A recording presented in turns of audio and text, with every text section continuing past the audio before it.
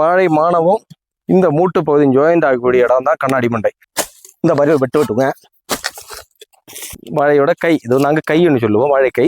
இந்த வாழைக்கையோட இடையில யூரியா போட்டுக்கிட்டு அதுக்கு உள்ள மணலை ஊற்ற சொல்கிறாங்க. நம்ம ஊரில் சைக்கிள் பம்பு பார்க்காத யாருமே கிடையாது. ஹாய் ஃப்ரெண்ட்ஸ், அனைவருக்கும் வணக்கம். நம்ம நாட்டில் நம்ம விவசாய உறவுகள் விவசாயம் பண்ணுறாங்க. அவங்களுக்கு அந்த போதிய ஒரு விழிப்புணர்வு இல்லைன்னு நான் சொல்லுவேன். நான் ஒரு சிறு விவசாயியாக இருந்தும் நான் சில வீடியோக்களை பார்த்துட்டு இருக்கிறேன். அவங்க ஒரு வாழைக்கன்று அழிக்கக்கூடிய முறை கூட சரியா தெரியல. மக்களுக்கு இப்படி அதிகமான செலவு பண்ணி, அதாவது அதிகமான நேரத்தை கடத்தி இப்படி வாழைக்கன்றுங்க அழியுங்க அப்படின்னு சொல்லி வீடியோ போட்டிருக்கிறாங்க. அது பார்த்து மனசு கஷ்டமா இருந்து, அதனால தான் இந்த சிம்பிளா வாழைக்கன்றை எப்படி அழிக்கலைங்கிற முறை உங்களுக்கு சொல்ல போறேன். கண்டிப்பா ஸ்கிப் பண்ணா பாருங்க. நான் எப்படின்னு உங்களுக்கு விவரமா சொல்றேன். வாங்க வீடியோக்குள்ள போவோம்.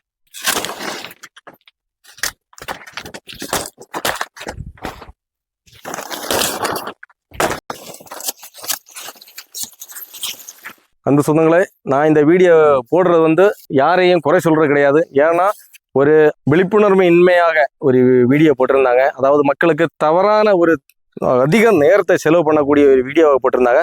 அதுக்காக மட்டுமே இந்த வீடியோவை தான் போடுறேன். மற்றபடி யாரையும் குறை சொல்லி போடக்கூடிய அளவு தான் பெரிய விவசாயம்லாம் கிடையாது. அவங்க அந்த ஒரு வீடியோவில் என்ன சொல்றாங்க தெரியுமா? வாழையோட கை, இது நாங்கள் கைன்னு சொல்லுவோம், வாழைக்கை.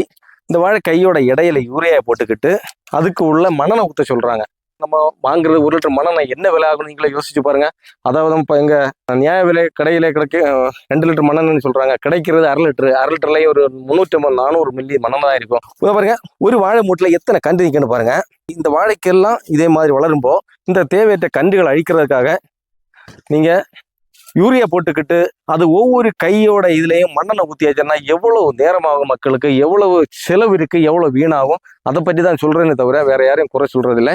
இன்னொரு வீடியோ பார்த்தேன். அந்த வீடியோக்கு இப்போ சமீபத்தில் பார்த்தேன். அந்த வீடியோல என்ன சொல்றாங்க தெரியுமா? ஒரு நண்பர் இந்த மாதிரி நம்ம ஊர்ல சைக்கிள் பம்பு பார்க்காத யாருமே கிடையாது. நம்ம ஊர் சைக்கிள் பம்பு எப்படி இருக்குமோ அதே மாதிரி இப்படி ஒரு கருவி செஞ்சிருக்கிறாரு. எந்த கருவியும் கிடையாது.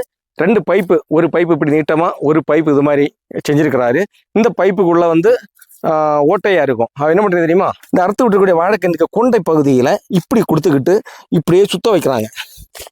இப்படியே சுத்துறாங்க. இப்போ சுத்தும் என்ன ஆகும்? இது கிட்டத்தட்ட இந்த வாழையோட கண்ணாடி மண்டை முளைப்பு பகுதி வரக்கூடிய இந்த மண்ணில் இருந்து மீண்டும் 1/2 அடி கீழே தான் இருக்கும். அது வரைக்கும் இந்த இது இப்படியே சுத்தி போகணும். சரி போயாச்சு. போனதுக்கப்புறம் இது பூரா நிறைஞ்சிருக்கு அந்த வாழைத்தண்டோட வேஸ்ட். அதை இப்படியே தட்டுறாங்க. அப்படியே எடுத்து மீண்டும் இந்த மாதிரி இப்படி வெளியே எடுத்து மீண்டும் இப்படி கொட்டுறாங்க.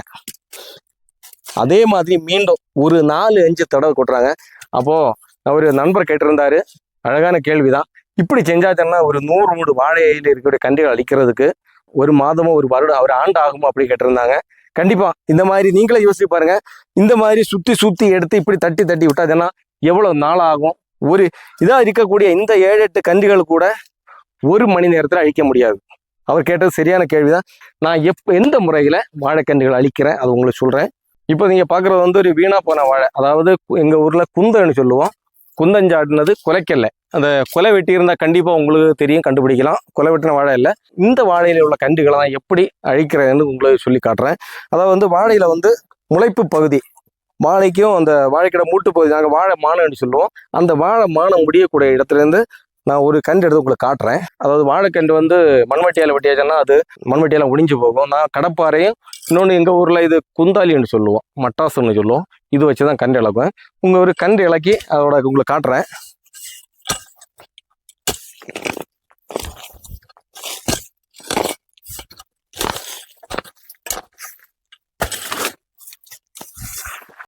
பாருங்க, வாழைக்கன்று இலக்கியாச்சு. இந்த நடும்போ இந்த மாதிரி எல்லாம் வெட்டி தள்ளி நடுவாங்க.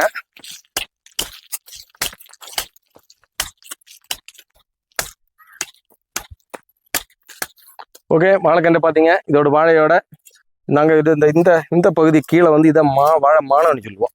அது வாழை வேரடிக்கையோட மூட்டு பகுதி. இப்போ இதில் முளைப்பு வரக்கூடிய பகுதி கண்ணாடி மண்டைங்கிறது நாங்கள் சொல்லுவோம். கண்ணாடி மண்டை, அதாவது இந்த இடம், இந்த வாழை மானவும் இந்த மூட்டு பகுதியும் ஜாயிண்ட் ஆகக்கூடிய இடம் தான் கண்ணாடி மண்டை. இந்த கண்ணாடி மண்டை என்கிற இடத்துல வச்சு வெட்டியாச்சுன்னா அதுக்கு மேலே வாழை மேலே முளைக்காது. இதை பாருங்க, இந்த இடம் தான் இந்த ஜாயிண்ட் பகுதி தான் கண்ணாடி மண்டை. ஓகேயா? இதே மாதிரி நீங்களும் பிடுங்கி எடுத்து இப்படி தான் வெட்டி அழிக்கணும்னு நினைக்காதீங்க. ஓகே, எப்படி சொல்ல போகிறோம் பாருங்க மண்மட்டியால் அந்த கன்றுகளை எப்படி அழிக்கிறேன்னு. அந்த கண்ணாடி மண்டை எங்கே வருது நமக்கு ஆவரேஜ் எல்லா ஆளுகளுக்கும் தெரியும். அந்த இடத்துல வச்சு இந்த மாதிரி வெட்டுங்க. போயிடுச்சு.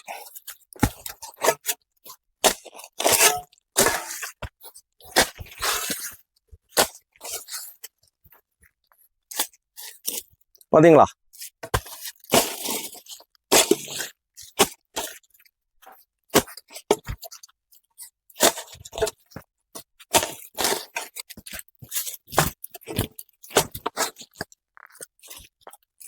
பாத்தீங்களா? ஒரு இதை பாருங்க, 8-10 வாழை மூட அழிச்சேன். எவ்வளவு நேரம் ஆச்சுன்னு பாருங்க, நீங்களே எண்ணி பார்க்கலாம்.